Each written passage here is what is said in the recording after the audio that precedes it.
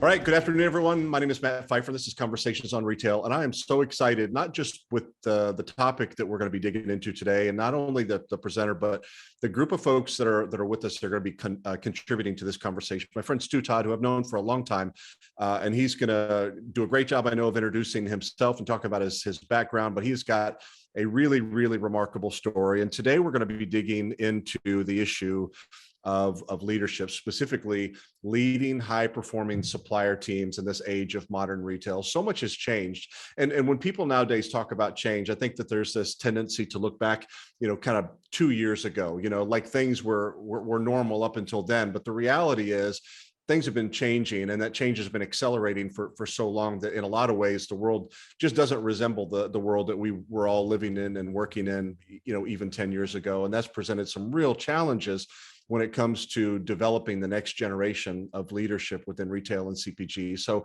we're delighted to have Stu leading this conversation. And I'll say again, please, if you've got something to contribute, wait for a break. We don't want to be talking over each other, but your microphone is such that you can unmute at any time and jump in. And the technology, maybe we're going to walk on each other a little bit. It'll be a little bit, a little bit clunky, but we'll do the best that we can. Stu, thank you so much for making the time to do this and the preparation you put into it. And I'm going to turn it over to you.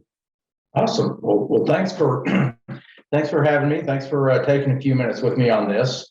And the topic is leading high performance supplier teams. But I will tell you that I'm really going to focus on that first word because I've got of all of my businesses, I do some business in the sales space and do some business in the marketing space. But my real passion project is sharing stories of leadership that I think are practical and that I think in this day and age need to be told.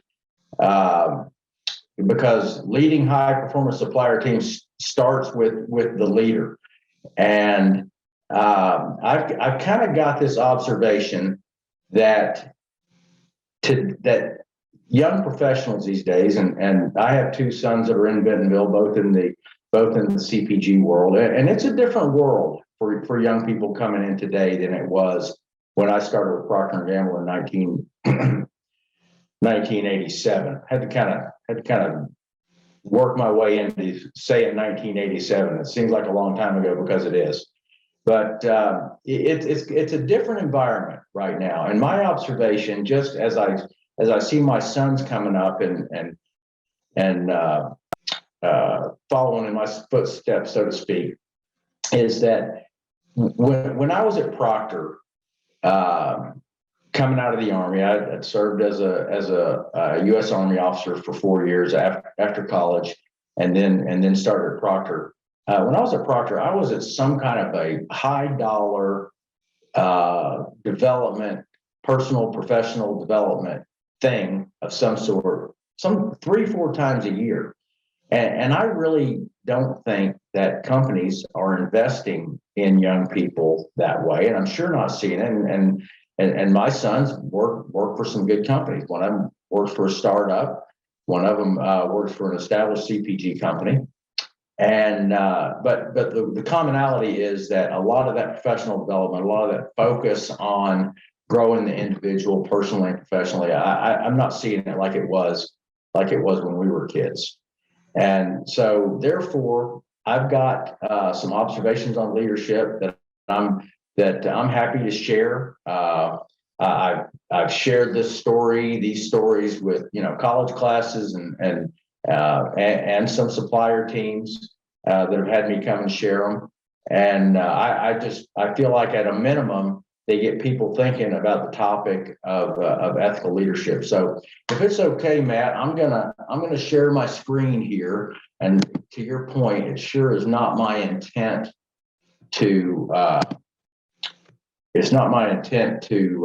sit here and read a bunch of bullets.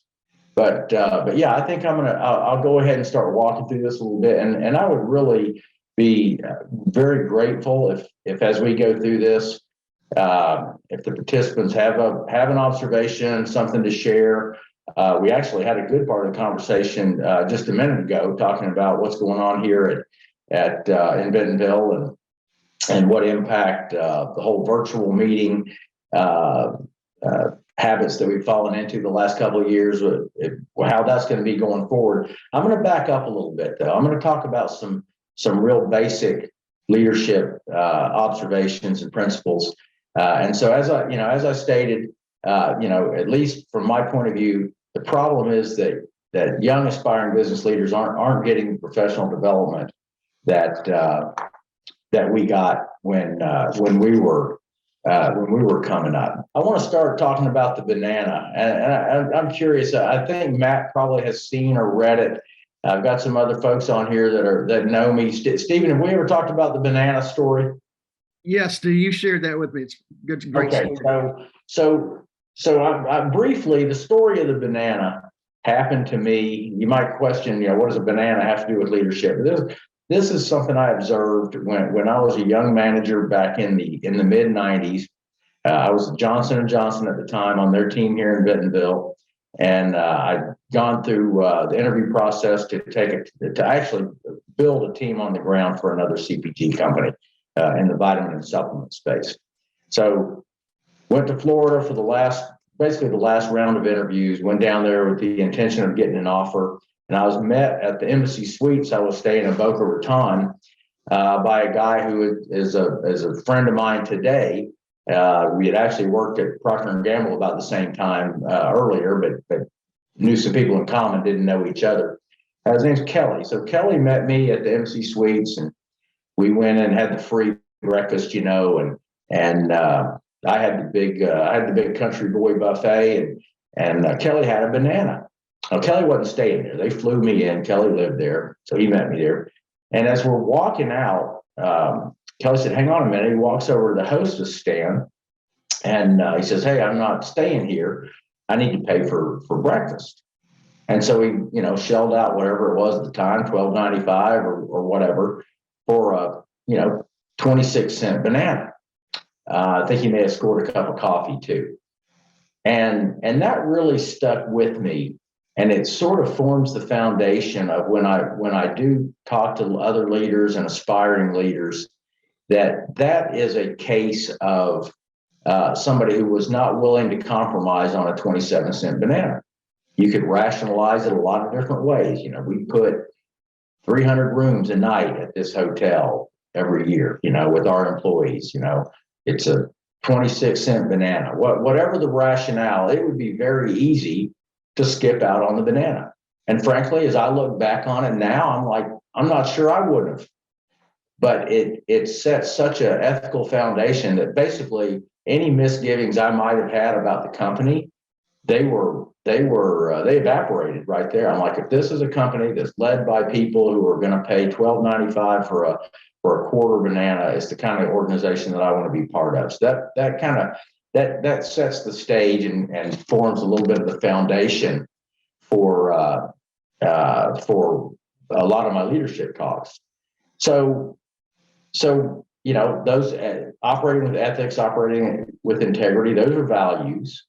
And so it sort of led me to think, okay, well, where do these values come from? They come from your parents, teachers, work experience, from the media, from peers, from bosses, from faith traditions. And the thing to remember, so where they come from, these are the influencers, and these influences can impact values positively or negatively. And then the other thing I ask leaders is what's your banana? Is there an ethical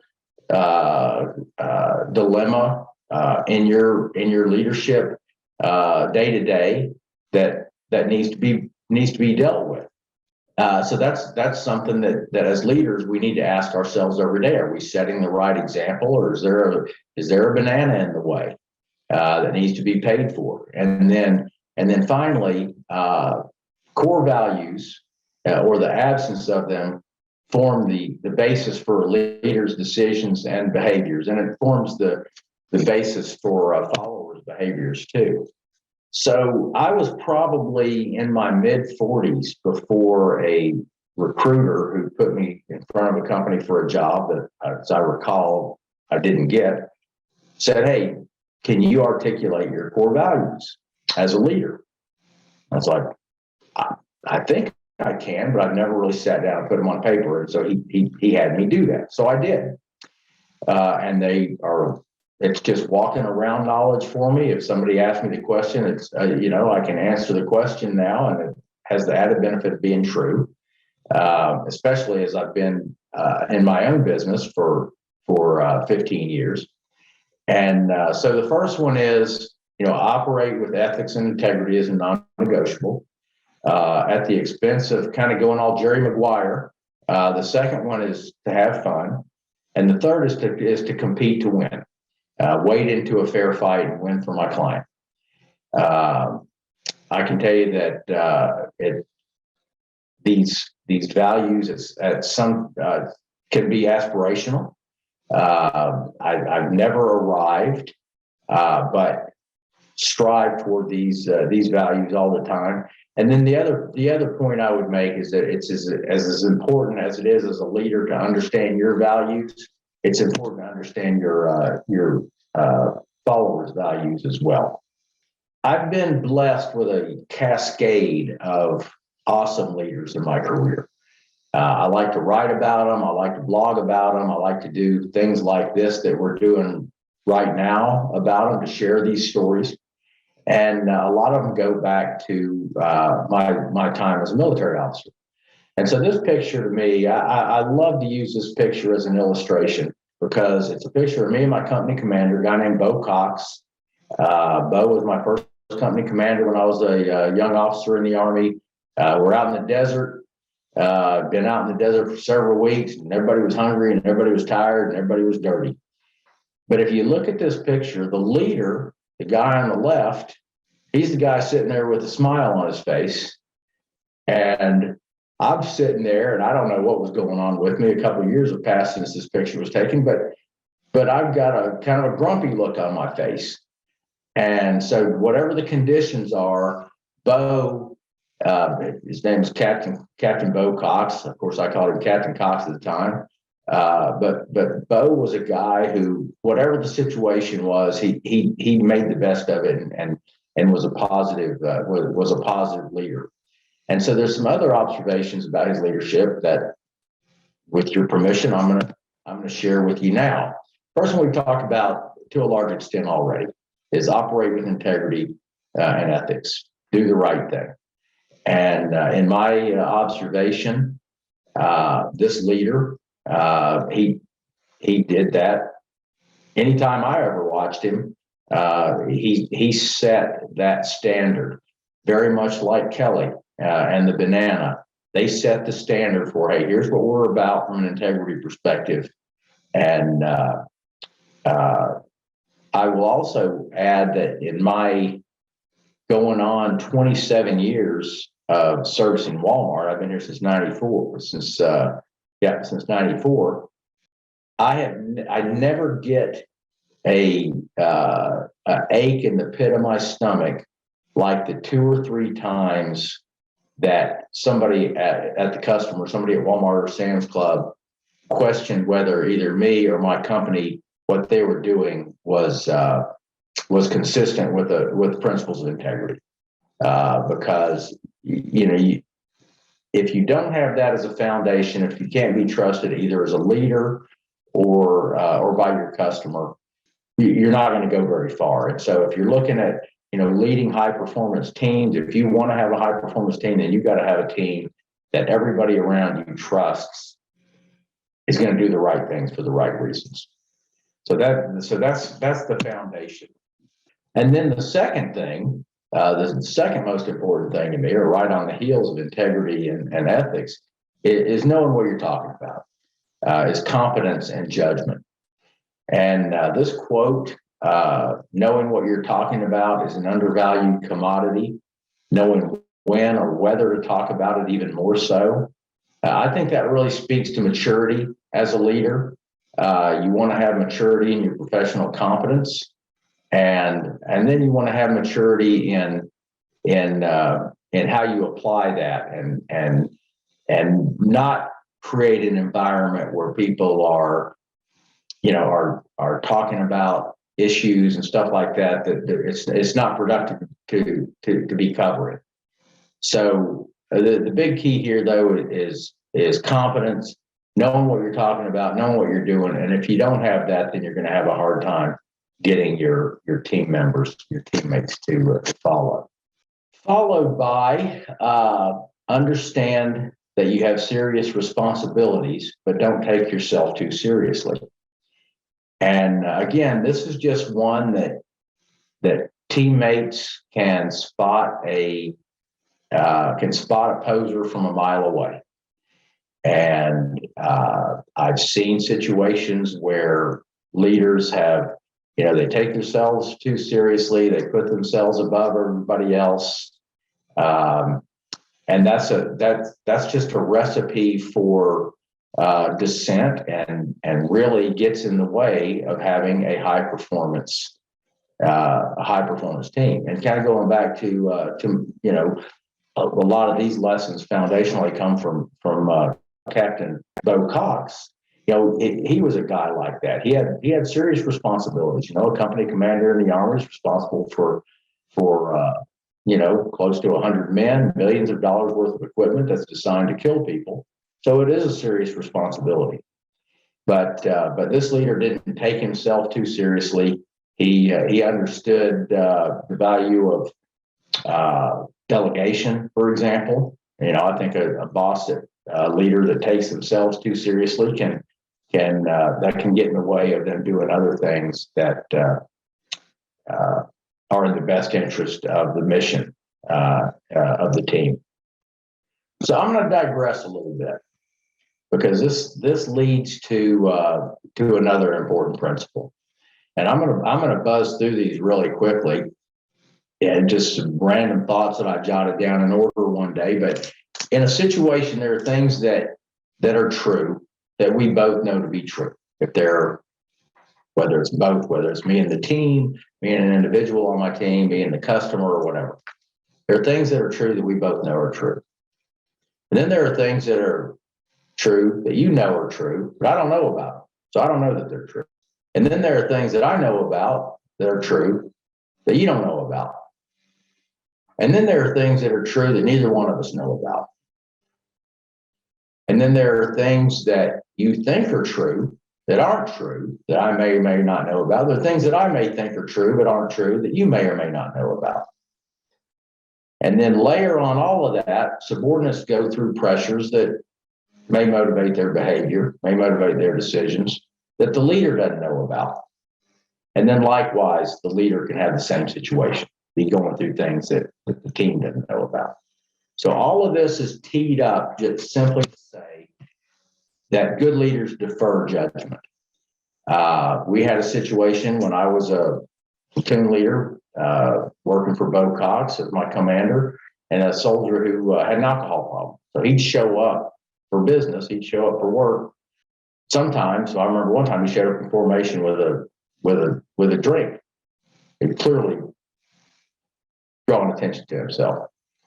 But I will tell you that I recall Captain Cox's reaction to this situation, that he didn't jump to judgment. He did everything he could do to get this soldier help. And the young fellow ended up going to jail, but I will never forget how I saw this 30-year-old company commander go through the steps that needed to be taken to ensure he had all the facts, that realizing that one person or even three people saying the same thing doesn't make it true, that he had to gather all the facts before he took action. So deferring judgment is a key principle as well. And then on top of that, and this sort of goes back to that story of the soldier with the drinking problem, is that I never, as close as I was to my company commander, and as much time as we spent together talking about the business of the unit and this particular situation, it was never a joke to him. he always took it serious. He always had compassion for the soldier. It's something that I'll never forget. And the other thing, like a lot of things that can be emotional, as the Dalai Lama is reported to have said, true compassion isn't an emotional response, but it's a firm commitment. Said another way, it's a choice to treat people and people on your team with compassion. Another important principle is to have courage. I will reveal to you that from 1983 to 1987, when I was on active duty, it was a period of time when our country was not in any sort of a hot conflict. So I didn't have to display physical courage. I'd like to think I would have, but I didn't have to and was never tested. And I believe that too about the subject here, Bo Cox. I have every belief that he would have exhibited the physical courage he needed to lead. But in our world, it's more about emotional courage. It's more about professional courage to tell the truth and to stand up for what's right. And I know though I don't lead a big team now, I do work with clients still, and I do work with the retailers still. And there's absolutely no substitute for having the courage to tell the truth and tell people what they want to hear, or not what they want to hear, but what they need to hear. All of these next couple, I mean, it's really not in any particular order, but one big saying in the military is "show me, don't tell me." And in my experience, the military is really the ultimate meritocracy. Now, I'm not saying there's not politics in a military unit, just like there could be in a business unit, but that was what I saw. That typically there were very little factors outside of results, and then you see this assertion by Malcolm Gladwell that the world is not a meritocracy, that we have a long way to go before it is, and I'm sure there are situations where that's true. And then this young journalist Chris Hayes added to that, saying meritocracy is about equality of opportunity, not equality of outcome, and not evaluating people by what they look like, their race, their gender, their religion, et cetera, but what they can accomplish and with their talent and their drive.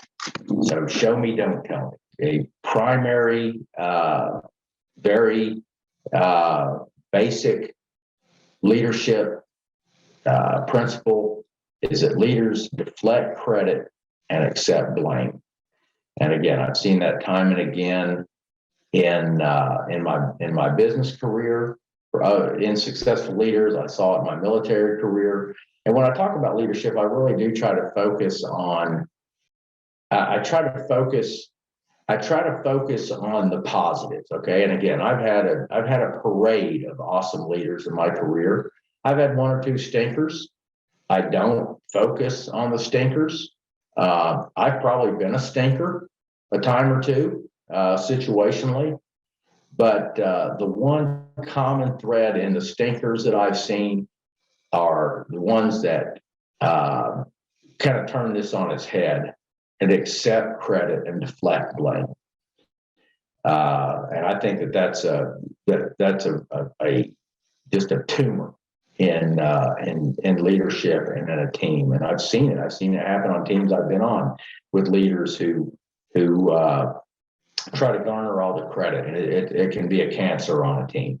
Finally, no, it's not finally. I don't think it's finally, but timing is key as well. Knowing when to praise, knowing when to encourage, knowing when to criticize. I mean, everybody's heard you praise in public and criticize in private. But I think another key component of this, and just a story of one time talking to Bo Cox. I don't know what it was. I had the duty. I was a newlywed when I was a young Army officer, and I had the duty in the battalion, and I thought it was excessive. I thought it had come around to me too soon. Whatever it was, I was going to be committed and didn't feel like it was my turn or something like that. And so I said something to my CO about that. And I mean to tell you, he called me out. He called me out as a whiner. And the fact of the matter is that I was being a whiner, but he did it in private. So there's the timing piece. And then the other important piece of it is that I knew at that point in our relationship how invested he was in me, how invested he was in my career development. And that made his criticism hit home all the harder, is that I knew that he had gone to the trouble to know me, gone to the trouble to be invested in my development. And he was going to tell me some hard truth. And that can be tough to do as a leader. But here I am talking about it almost 40 years later. So it had an impact on me that didn't feel good, but was a positive impact. Finally, at the expense of getting going Jerry Maguire on you here, have fun. I really do think that that's an important part of any team, of any leadership protocols, to make sure that there's an intentional focus on having fun. But I think that part of that from a business perspective is that it's got to be fun with a purpose. So, and the purpose to me in a business setting is, hey, we're competitors. We're going to compete, and we're going to compete to win, not just for ourselves, but for our customers and our other constituents. This is, I think I've said finally a couple of times, but this is one that kind of closes the books.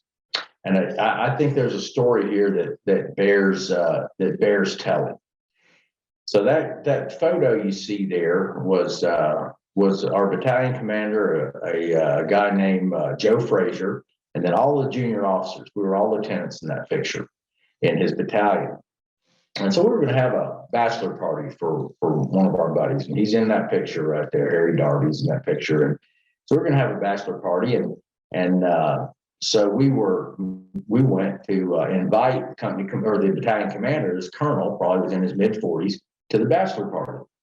Now, I want to be clear, we were not a bunch of depraved, raging, lunatics looking to tear up a hotel room and all that stuff. So we went in to invite the colonel. So me and a couple of other self-appointed leaders of the junior officers in the battalion went into the colonel's office. Said, Colonel, we're having a bachelor party for Lieutenant Darby, and we've come to invite you to the party. And without a word, he turned around on his credenza and picked up a book, the UCMJ, or the Uniform Code of Military Justice. And he took that and he flipped it without about as much effort as a Southern Baptist preacher looking up John 3:16. He flips the book open, and I don't remember the exact words, but they outlined the consequences to military people and military officers specifically for bad behavior, for bad decisions, immoral behavior, and everything that goes along with it. Again, we didn't have big plans to go nuts, but I can tell you a couple of things. Colonel Frazier did not come to the bachelor party, but I can tell you he was at the bachelor party. His presence was there because he chose to be the leader in a room that he wasn't even in. And who among us hasn't seen business leaders' careers get derailed because what might have seemed like good, clean fun at the time, or might have not seemed like good, clean fun, but they forged on anyway, derailed their careers.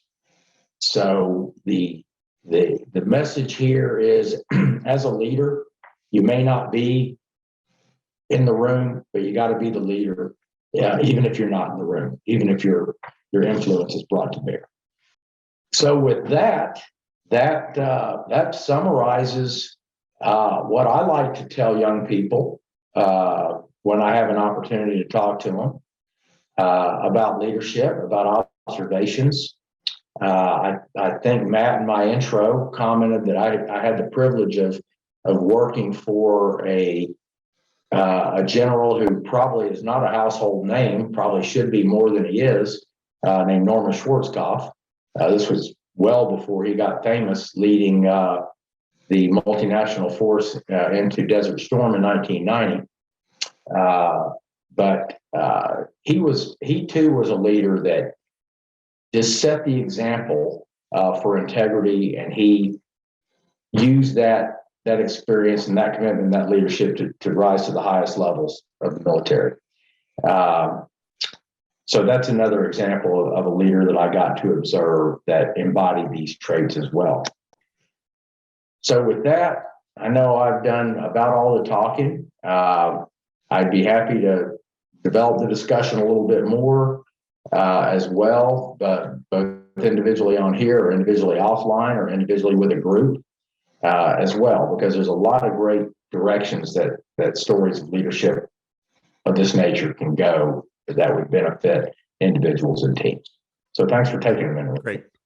Yeah, Stu, good stuff. And anybody that wants to add anything, we're not going to go too terribly much longer, but stick around as long as you want to, I guess. But anybody's got any questions or wants to provide some feedback, go ahead and unmute your microphone. Stu, a couple of things that you talked about that are really interesting to me. One is the way you opened and the way you closed are really what was most interesting. My experience coming up at Walmart in the early 1990s was very, very consistent with kind of what you talked about earlier in your career. Walmart was always doing something to invest with, in us at that time.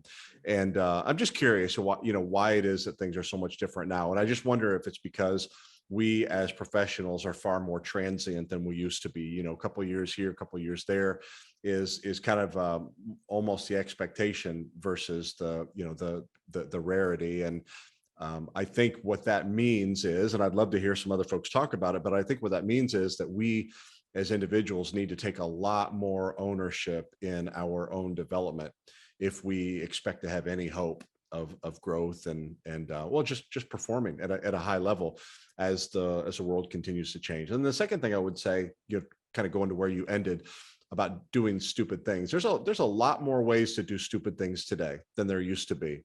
And I think that we as professionals, young professionals or people, like us that are a little bit, further into their careers, we just got to be a lot more aware of the world that we live in and making sure that we're avoiding, because something may not seem stupid today, and 10 years from now we're gonna be like, oh my gosh, I can't believe that happened. So thank you so much, Stu. Anybody else want to jump in? Stephen, I see you're unmuted. Have you got something to add?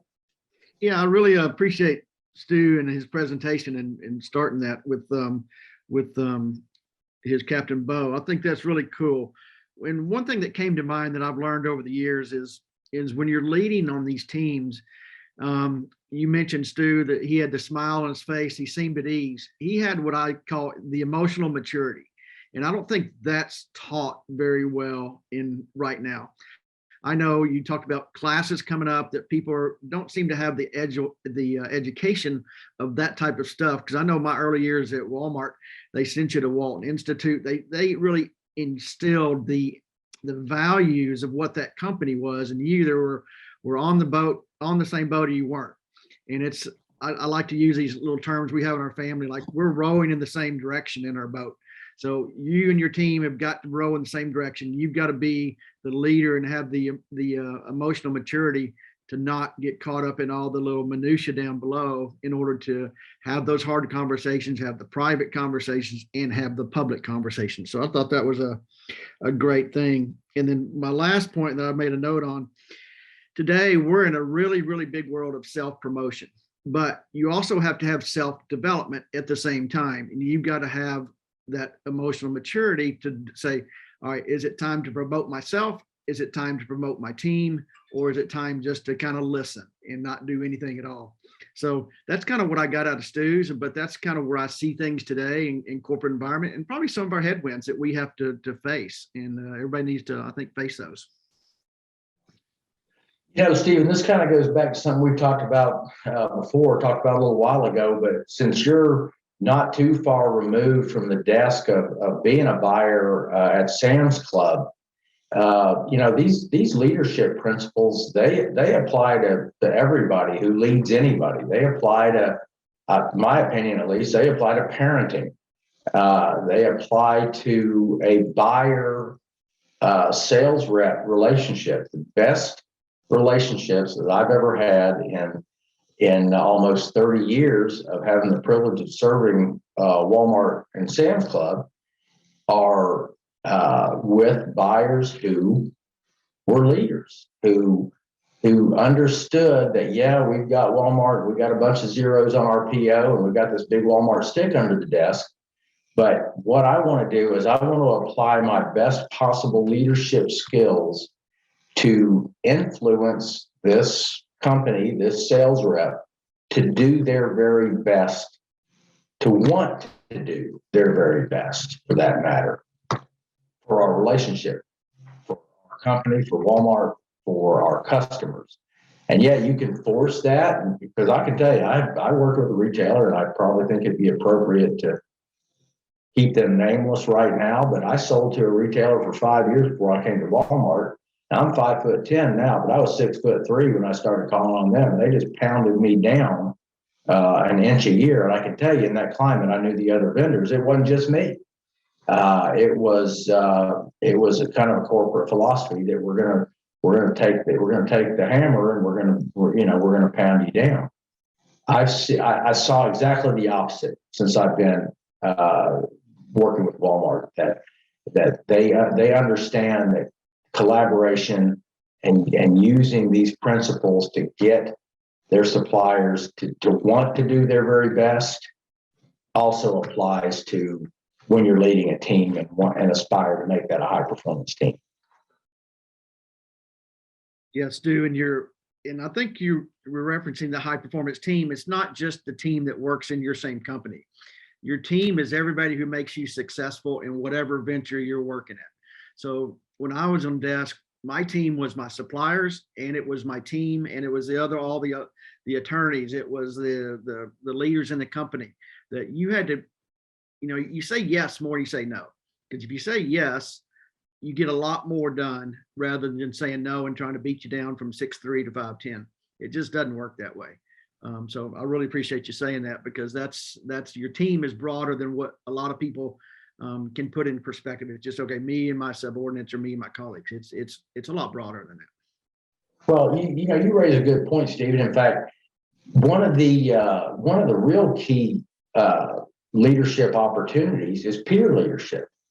And I'm not talking about going in and being bellicose and trying to wrestle leadership away from your teammates or impose it.